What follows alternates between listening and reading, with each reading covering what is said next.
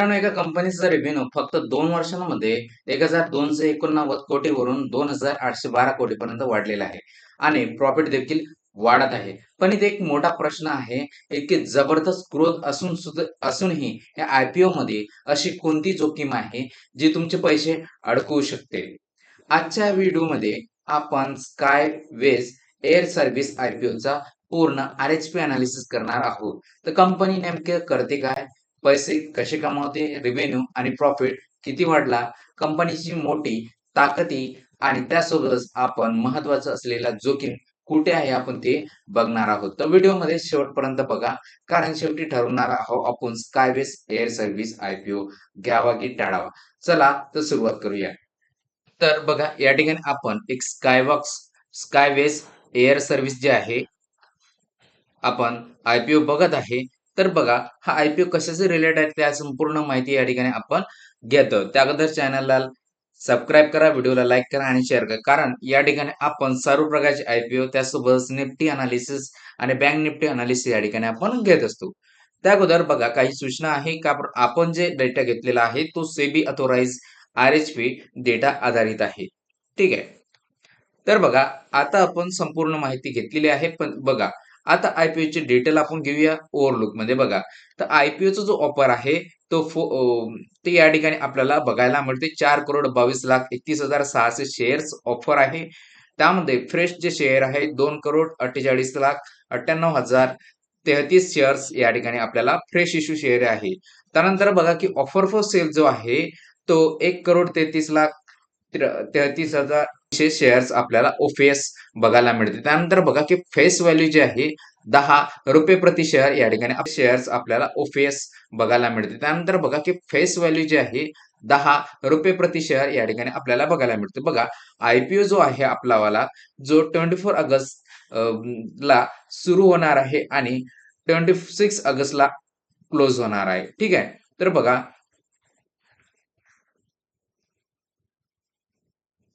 आता आपण IPOच्या बेसिक जी डिटेल होती आपण या ठिकाणी घेतलेली आहे. पण आता जाणून घेऊया कंपनीचा जो बिझनेस मॉडेल काय आहे ते समजून घेऊया. तर बघा जे कंपनीचा जो बेसिक बिझनेस मॉडेल आहे तो स्कायवेक एअर सर्व्हिस जे आहे ग्राहकाकडून कार्गो घेऊन त्यांचं ट्रान्सपोर्टेशन आणि डिलिव्हरीसाठी लॉजिस्टिक जे आहे सोल्युशन देते. ठीक आहे. हे आपण या ठिकाणी बघत आहोत. त्यानंतर बघा की कंपनी जे आहे ते इंटरनॅशनल ओशियन्स कार्गो आणि कंटेनर मूव्हमेंटसाठी ती सर्व्हिस ट्रकिंग करते. त्यानंतर सर्व्हिस करते. त्यासोबत बघा express cargo, trekking, warehousing, custom आणि कन्सल्टिंग सर्व्हिस सुद्धा या ठिकाणी करते. तर बस सोप्या भाषेत जर सांगायचं झालं तर कार्गो पिकअप पासून तर डिलिव्हरी पर्यंत सर्व end to end logistic service घेण्याचा कंपनीचा हा बिझनेस मॉडेल आहे. या ठिकाणी तुम्हाला हे समजलेलं असेल. ठीक आहे. तर आपण या ठिकाणी बिझनेस मॉडेल जाणून घेतला. त्यानंतर बघा की कंपनीचा बिझनेस मॉडेल जाणून घेतल्यानंतर महत्वाचं असतं ते कंपनीचा परफॉर्मन्स. बघा कंपनीच्या परफॉर्मन्समध्ये आपण 2 गोष्टी बघतो. एक म्हणजे रेव्हेन्यू आणि दुसरा म्हणजे पॅट. पॅट म्हणजे प्रॉफिट आफ्टर टॅक्स. तर बघा 24, 25 आणि 26 चा डेटा आपण या ठिकाणी घेतला आला आहे. तर या ठिकाणी आपण बघत आहोत 24 चा डेटा जर बघितला तर रेव्हेन्यू हा 1289 CR आपल्याला रेव्हेन्यू बघायला मिळते. त्यासोबतच आपल्याला 25 चा जो रेव्हेन्यू आहे 2247 CR.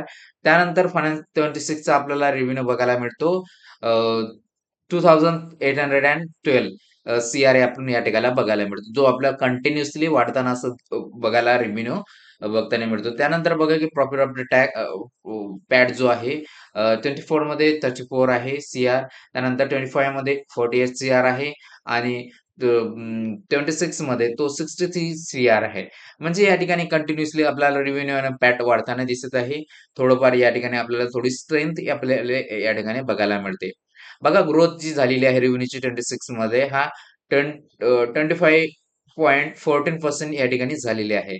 आणि जो फायनान्शियल इयर 26 मध्ये पॅट मार्जिन जो बघायला मिळतो आपल्याला 2.26 या ठिकाणी आपल्याला बघायला मिळतो. ठीक आहे. तर या ठिकाणी आपण संपूर्ण जे फायनान्शियल परफॉर्मन्स आहे, ते या ठिकाणी आपण समजून घेतलेलं आहे. तर बघा, जेव्हा आपण एखादी कंपनीची बघतो तेव्हा परफॉर्मन्स सोबत त्याची एक स्ट्रेंथ असते कंपनीची आणि एक वीकनेस असते. त्यापैकी 2 पैकी आपण पहिले स्ट्रेंथ समजून घेऊया. कंपनीची स्ट्रेंथ काय आहे? तर बघा, कंपनी जी आहे एक इंटिग्रेटेड लॉजिस्टिक मॉडेल्स आहे. म्हणजेच कंपनी जी आहे कार्गो पिकअप पासून तर फायनल डिलिव्हरी पर्यंत end to end logistics service सेवा प्रोव्हाईड करते. ठीक आहे. ही एक स्ट्रॉंग पॉइंट झाला. त्यानंतर बघा की कंपनीचा जो स्ट्रॉंग रेव्हेन्यू स्ट्रेंथ बघा की फायनान्शियल 24 टू 26 मध्ये रेव्हेन्यू आणि पॅट आपल्याला दोघीही आपण फायनान्शियल परफॉर्मन्समध्ये बघितला तो वाढताना बघितलेला आहे. ठीक आहे. त्यानंतर बघा की कंपनी जे आहे नेटवर्क जे आहे फायनान्शियल इयर 26 मध्ये तो 56 एअरलाईन्स सोबत तिचं कनेक्शन आहे. ठीक आहे. हे एक स्ट्रॉंग पॉइंट आहे. त्यानंतर बघा की एअर फ्रेट लीडरशिप जर बघितलं तर 26 मध्ये एअर फ्रेट जे आहे तो सर्वात मोठा रेव्हेन्यू कॉन्ट्रिब्युटर आपल्याला कंपनी बघायला मिळते. ठीक आहे. तर बघा जर ग्लोबली जर बघितलं तर कंपनीचा 12 देशांमध्ये तिचा प्रेझेन्स आहे आणि तिचं इंटरनॅशनल नेटवर्क आहे. हे एक स्ट्रॉंग आपल्याला बघायला मिळते. त्यानंतर बघितलं तर कस्टमर स्केल जर बघितले तर फायनान्शियल 26 मध्ये 9504 कस्टमर सर्व्हिस ते काय करते प्रोव्हाईड करते. या ठिकाणी आपल्याला हे अशा प्रकारच्या 6 आपल्याला या ठिकाणी स्ट्रेंथ या कंपनीच्या बघायला मिळतात, जे की आपण आर-एस-पी डेटावरून घेतलेला आहे. ठीक आहे. तर या ठिकाणी आपण समजून घेतलं. त्यानंतर बघा, की प्रत्येक ट्रेंड सोबत कंपनीची एक वीकनेस सुद्धा असते. ती वीकनेस आपण या ठिकाणी जाणून घेऊया. तर बघा कंपनीमध्ये कुठल्या प्रकारचा रिस्क असतं? कारण माहिती आहे का कंपनीमध्ये सर्वात महत्त्वाचं जे असतं ते रिस्क असते. तर या ठिकाणी आपण रिस्कला जाणून घेऊया कोणत्या प्रकारचे रिस्क आहेत. बघा वर्किंग कॅपिटल रिस्क म्हणजे लॉजिस्टिक बिझनेससाठी साठी मोठ्या वर्किंग कॅपिटलची आवश्यकता असते. कारण आपण बघितलं होतं की गोल्ड, सिल्व्हर असे सारख्यासाठी वर्किंग कॅपिटल आणि कॅश फ्लो त्या ठिकाणी इम्पोर्टंट होतं. तसंच पकडली कारण business to business it is most important thing. So that is the याचं रिझन जे आहे कारण ही कार्गो शिपिंग एअरलाईनच्या संबंधात असल्याच्या कारणाने या ठिकाणी वर्किंग कॅपिटल फार महत्वाचं असतं. ठीक आहे. आणि डिपेंडन्सी जी आहे बॉरोविंगवर आहे. त्यानंतर बघा की इन्शुरन्स जे आहे कार्गो शिपला लागतं. ठीक आहे. कारण माहिती आहे का कार्गो शिप्सला क्लेम करण्यासाठी किंवा डॅमेज झाला तर क्लेम करण्यासाठी खूप महत्वाचं असतं. कारण रिस्की काम असतं त्याच्यामुळे इन्शुरन्स रिस्क या ठिकाणी असतं. कंपनीचं इन्शुरन्स असतं, नसतं. ते जरासं खूप या ठिकाणी महत्त्वाचं व्हॅल्युएशन देतं. म्हणून ही दुसऱ्या प्रकारची रिस्क आपल्याला या ठिकाणी बघायला मिळते. त्यानंतर बघा की ग्लोबल फ्रीट रिस्क जे फ्युअल प्राइसेस आहे, जिओपॉलिटिकल इव्हेंट आहे, ट्रेड डिस्टरप्शन्स आहे, याचा इम्पॅक्ट जो आहे एअरलाइन्सवर होतं. ठीक आहे. या ठिकाणी कार्गोच्या यावरती होतं. हे आपल्याला बघायला मिळतो. त्यांचा इफेक्ट जो आहे आपल्याला कंपनीवर होताना दिसून येतो. ठीक आहे. त्यानंतर बघा की इंटरेस्ट रेट, क्रेडिट आणि व्हेरिएबिलिटी बदलल्यास याचा परिणाम कंपनीवर होतो. कारण माहिती आहे का मोठ्या प्रमाणावर इंटरेस्ट घेऊनच ते लोन घेतलेलं असतं. त्याचा जर इम्पॅक्ट जर झाला तर त्याच्यामध्ये काहीतरी चेंजेस झाला त्याचा प्रभाव आपल्याला कंपनीवरती दिसून येतो. हा एक मोठा फॅक्टर आपल्याला या ठिकाणी बघायला मिळतो. त्या बघा ट्रान्सपोर्ट, स्टोरेज आणि कार्गो हँडलिंग्समध्ये नुकसानीची त्यामध्ये जास्त धोका असतं. त्याने रिस्क असतं. म्हणून ही एक या ठिकाणी आपल्याला जोखीम बघायला मिळते. त्यानंतर बघा की credit rating risk rating downgrade झाल्यास तर बॉरोइंग कॉस्ट वाढू शकते. ठीक आहे. कारण माहिती आहे का रेटिंग अवेलेबल असल्याच्याने लोन घ्यायच्या प्रॉब्लेममध्ये आपल्याला डिस्रप्शन्स येऊ शकतात. म्हणून आपल्यासाठी हे खूप महत्त्वाचं आहे. रिस्क म्हणून या ठिकाणी खूप चांगल्या प्रकारे रिस्क एनालिसिस करणे फार गरजेचं असतं. ठीक आहे. या ठिकाणी आपण हे समजून घेतलेलं आहे. तुम्हाला या ठिकाणी स्ट्रेंथ आणि वीकनेस दोन्ही समजलेलं असेल. बघा, आपण ही सगळ्या बाबी ज्या होत्या या ठिकाणी आपण समजून घेतलं, की कंपनी नेमकी काय आहे? कंपनीचा बिझनेस मॉडेल काय आहे? कंपनी वर्क काय करते? ते आपण समजून घेतलं. त्यानंतर बघा कंपनीचा परफॉर्मन्स कसा आहे? ते या ठिकाणी बघितलं. त्यानंतर बघा, की स्ट्रेंथ काय, वीकनेस काय या ठिकाणी बघितलं. तर आता आलेलो आहे आपण शेवटच्या पार्टवर, जो की एक फायनल व्हर्डिक्ट आहे. आता ते समजून घेऊया आणि त्यानंतर आपण थांबूया. तर बघा, सकारात्मक जी बाजू आहे ते आपल्याला रेव्हेन्यू ग्रोथच्या संदर्भात दिसून येते, पॅटच्या संदर्भामध्ये दिसून येते. कारण रेव्हेन्यू हे दोन्ही वाढलेलं आपल्याला दिसून येते 24 टू 26 पर्यंत.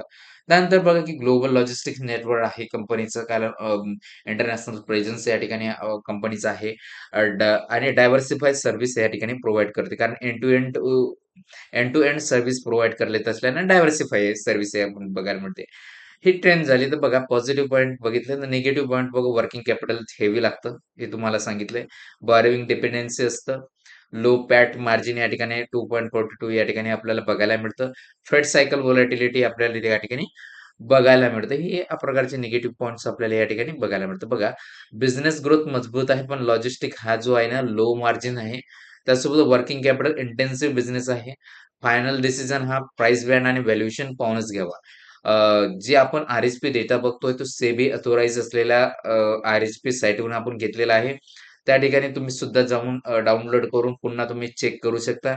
जे डेटा दिलेला आहे, पेज नंबर मी खाली ठिकाणी मेन्शन केलेला आहे. तुम्ही जाऊन सुद्धा त्या ठिकाणी डेटा डाउनलोड करून पुन्हा तुम्ही ते चेक करू शकता. तर या ठिकाणी आपण थांबतो आहे. त्या अगोदर चॅनलला सबस्क्राईब करा, व्हिडिओला लाईक करा आणि शेअर सुद्धा करा. या ठिकाणी आपण थांबतो. भेटूया नेक्स्ट व्हिडिओमध्ये, नेक्स्ट आर-पी-ओमध्ये. धन्यवाद.